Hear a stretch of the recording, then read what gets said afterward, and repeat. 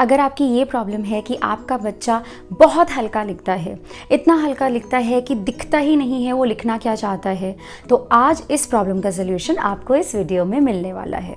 इस वीडियो में मैं आपके बच्चे के हल्का लिखने के पीछे रीजंस शेयर करूंगी, साथ में ही उन रीजंस यानी उन प्रॉब्लम्स के सल्यूशन भी शेयर करूंगी और एंड में दूंगी कुछ टिप्स और एक्टिविटीज़। नमस्ते, ये है mummy tuber India, your one stop destination for everything related to education of primary and pre primary kids. अगर आपको इस वीडियो का कंटेंट अच्छा लगता है तो प्लीज़ इस वीडियो को लाइक और शेयर करना मत भूलें, और अगर आप चैनल पे पहली बार आए हैं तो प्लीज़ मेरे चैनल को सब्सक्राइब भी करें।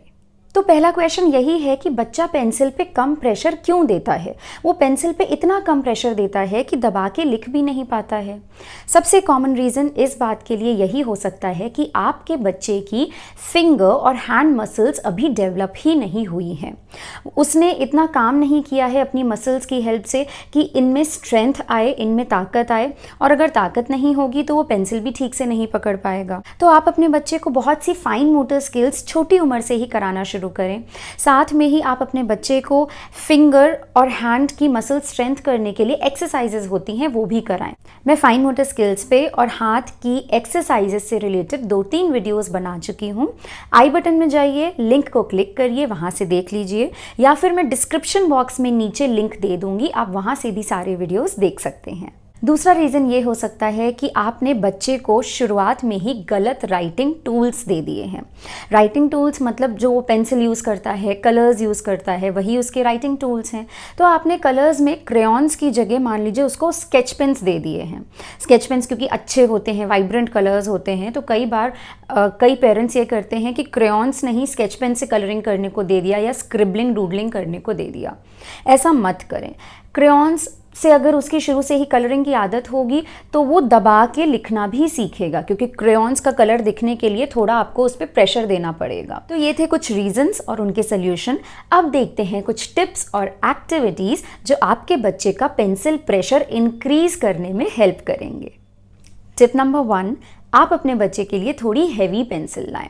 आप शॉप पे जाइए, लोकल शॉप पे जाइए, वहाँ पे आप कहिए, उनको सब जानकारी होती है, तो वो आप उनसे कहिए मुझे थोड़ी हैवी पेंसिल चाहिए।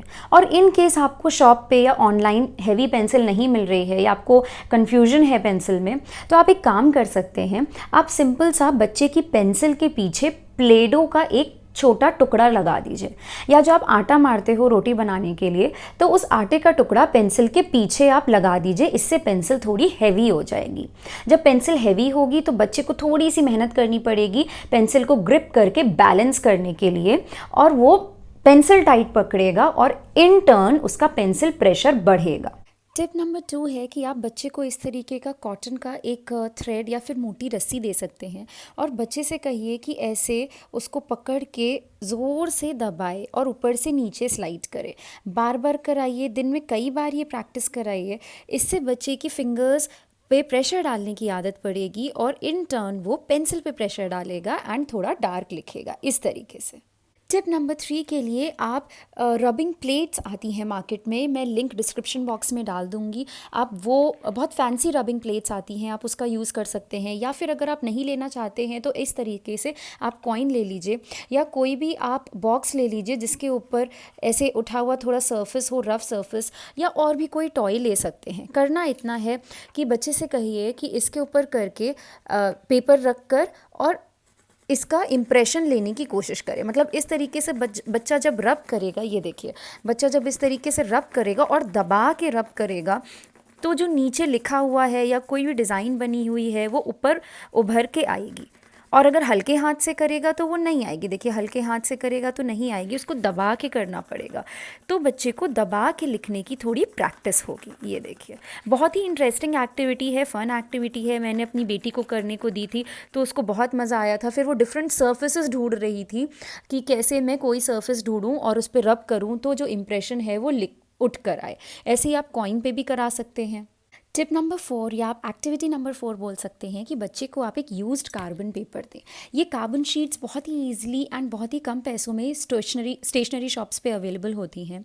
और यूज्ड मैं इसलिए कह रही हूँ क्योंकि नई कार्बन शीट होती है तो फिर उस पर हल्का सा भी आप डॉट भी बनाएंगे तो नीचे आ जाता है। अगर थोड़ी ओल्ड यूज्ड शीट होगी तो उस पर बच्चे को थोड़ा ज़ोर देना पड़ेगा। अब आप उसकी कॉपी में बीच में ये कार्बन शीट रख दीजिए और बच्चे से कहिए कि आपको इतना प्रेशर डाल के लिखना है कि नीचे वाले पेपर पे भी आराम से दिख जाए कि आपने क्या लिखा है। तो अगर देखिए बच्चा हल्के हाथ से लिखेगा, जैसे उसने लिखा ए और या लिखा बी और ये हल्के हाथ से लिखा, तो नीचे वो इम्प्रेशन नहीं आएगा या बहुत ही हल्का आएगा। देखिए मैं आपको जूम करके दिखाती हूँ, बहुत ही हल्का आ रहा है। अब यही बच्चा अगर दबा के लिखेगा, बच्चे ने अच्छे से दबा के लिखा ए बी, तो ये अच्छे से इम्प्रेशन आ जाएगा। तो आपको बच्चे को इनकरेज करना है कि नीचे वाले पेपर पे बिल्कुल क्लियर इम्प्रेशन आए।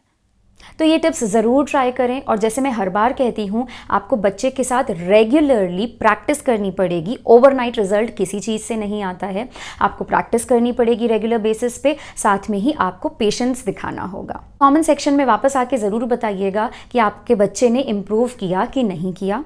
मैं एक और बात बता दूं that I am a certified Jolly Phonics trainer.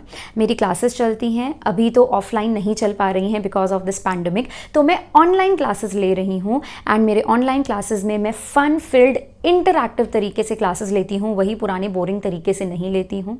अगर आपको डिटेल्स चाहिए तो mummytuber.india@gmail.com पे मुझे ईमेल सेंड करिए, मैं आपको डिटेल्स भेज दूँगी। देखते रहिए मम्मी ट्यूबर इंडिया। नमस्ते।